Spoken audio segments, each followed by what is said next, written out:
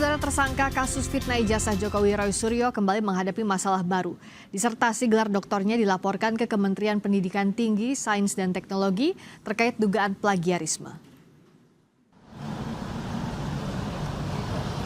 Ketua YouTuber Nasional Taufik Bilfaqih bersama tim kuasa hukumnya mendatangi kantor Kementerian Pendidikan Tinggi, Sains dan Teknologi di Jakarta.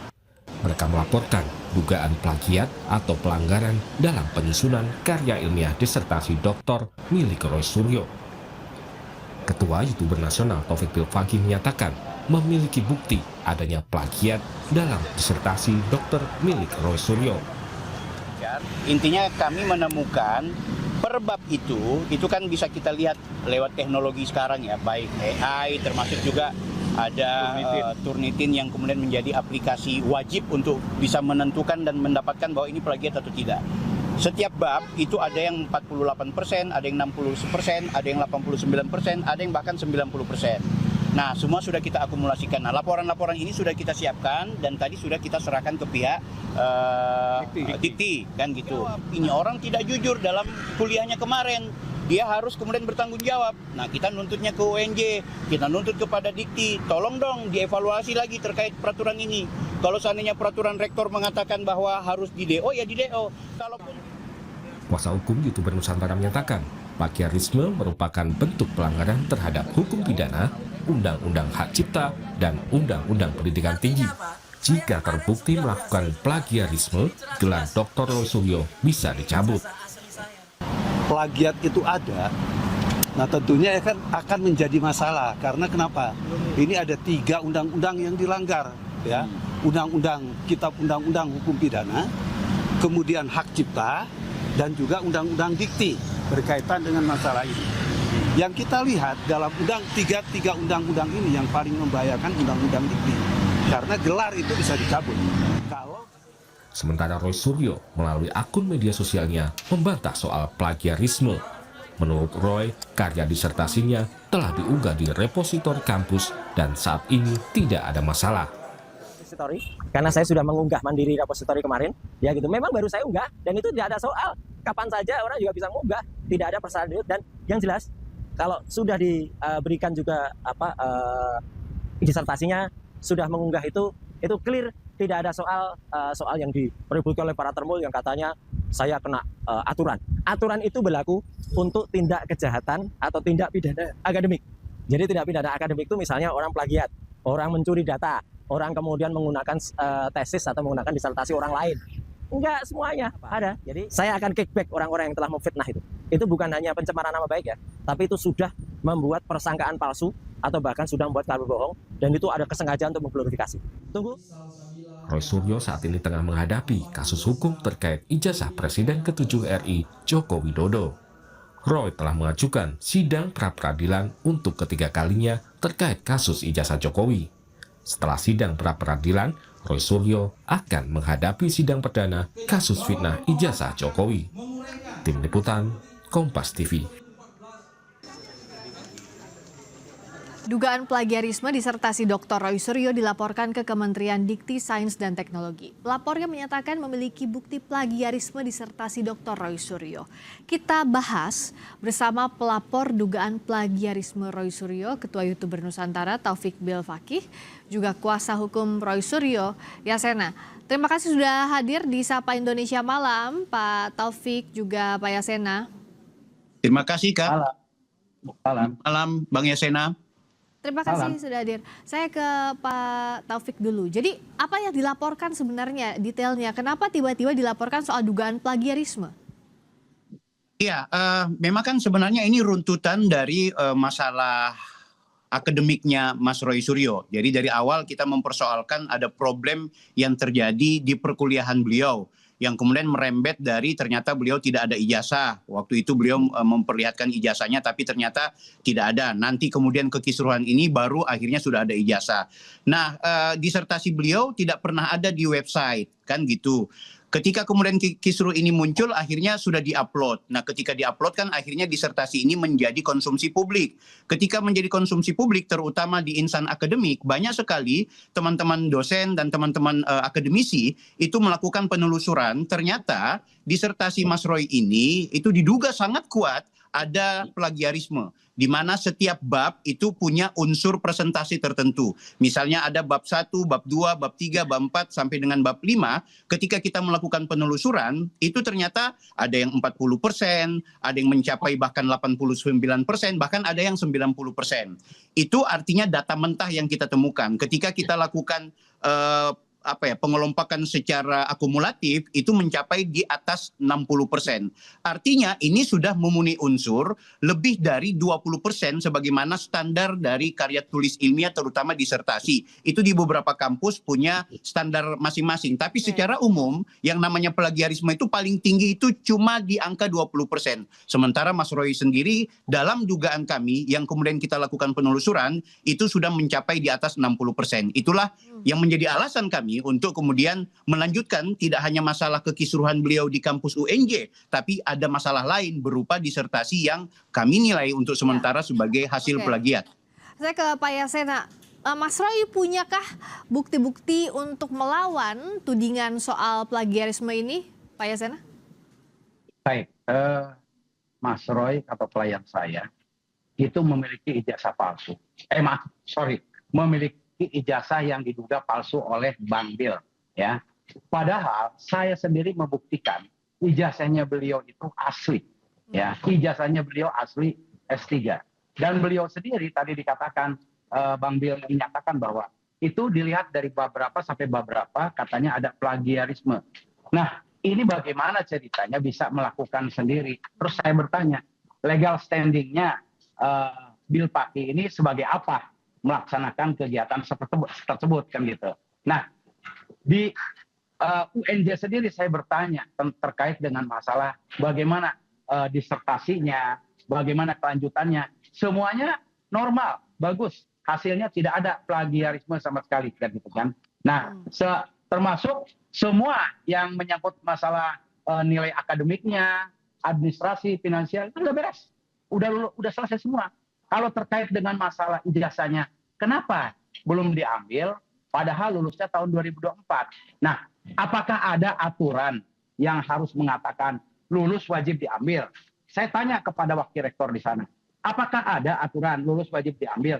Ternyata banyak sekali ijazah-ijazah yang lulus dari UNJ juga masih yang banyak yang belum diambil. S1, S2, S3.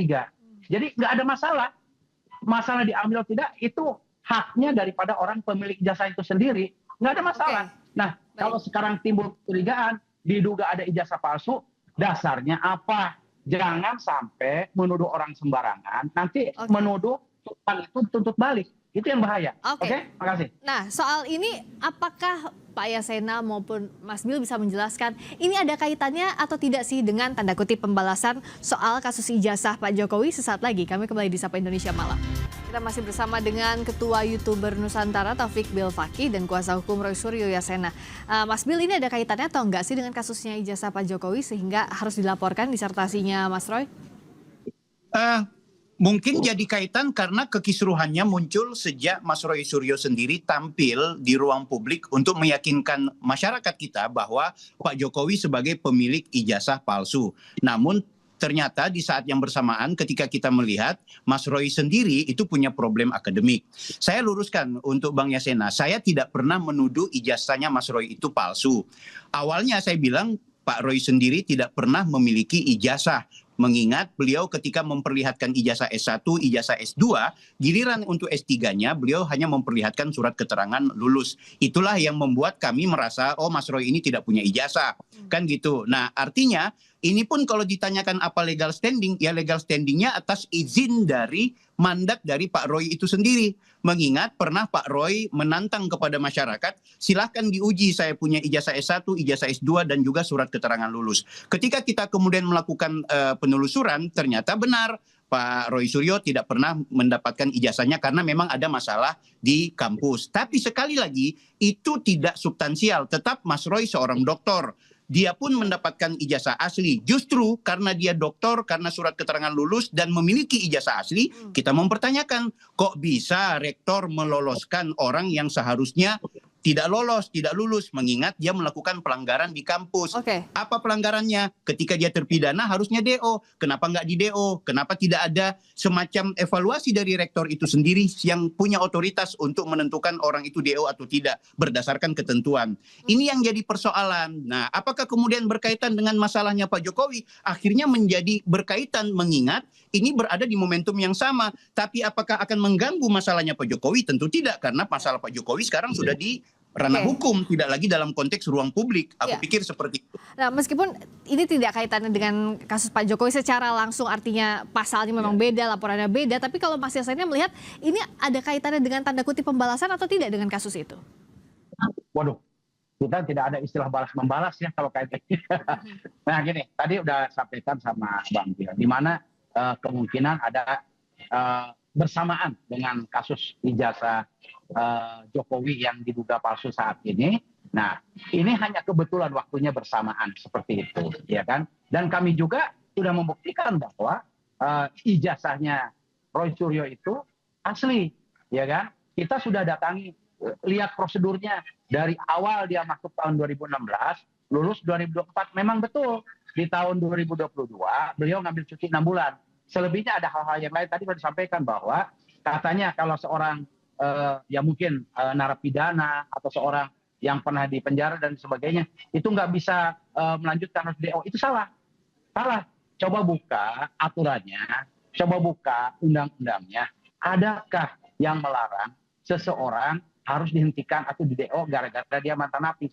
Orang di dalam penjara boleh dia menuntut ilmu pakai Zoom, boleh dia kuliah. Ya, salah itu kalau mengatakan seperti itu, ya. Jadi coba disimak kembali, jangan sampai kita salah mendolimi orang, siapapun, karena pendidikan itu diatur dalam Undang-Undang 45, nggak bisa dikesampingkan. Itu menjadi hak rakyat warga Indonesia untuk memperoleh pendidikan dengan layak. Oke. Nah, kalau dari Mas Bil sebenarnya goalsnya, tujuannya apa sih dengan memperkarakan soal ini? Apa yang dituju sebenarnya? Apakah ingin gelarnya dicabut terkait disertasi yang plagiat atau apa sih? Pertama gini Mbak, saya harus luruskan, Bang Yasena harus baca peraturan rektor nomor 5 tahun 2020 bahwa itu jelas klausulnya. Mahasiswa akan gugur kalau kemudian terpidana, bukan terpidana luar biasa, dipidana kecil, ringan atau apapun itu harus DO, harus gugur. Tentu berdasarkan keputusan rektor. Adapun soal orang mau kuliah nanti di penjara dan lain-lain sebagainya, itu memang tidak ada halangan. Tapi dalam konteks mahasiswa yang aktif tapi melakukan pelanggaran berupa tindak pidana, maka yang bersangkutan harus digugurkan. Sebentar, saya harus selesaikan dulu supaya tidak miss. Ya oke. Oke, supaya tidak miss. Itu ada aturan itu. Jadi kalau itu dibilang zolim, maka yang zolim adalah peraturan rektor itu sendiri. Nah yang kedua, misi kita apa? Misi kita setelah mengetahui Mas Roy ternyata punya masalah di kampus yang seharusnya ada kejujuran dari UNJ untuk menyelesaikan. Dan yang kedua, kita temukan ada potensi plagiarisme.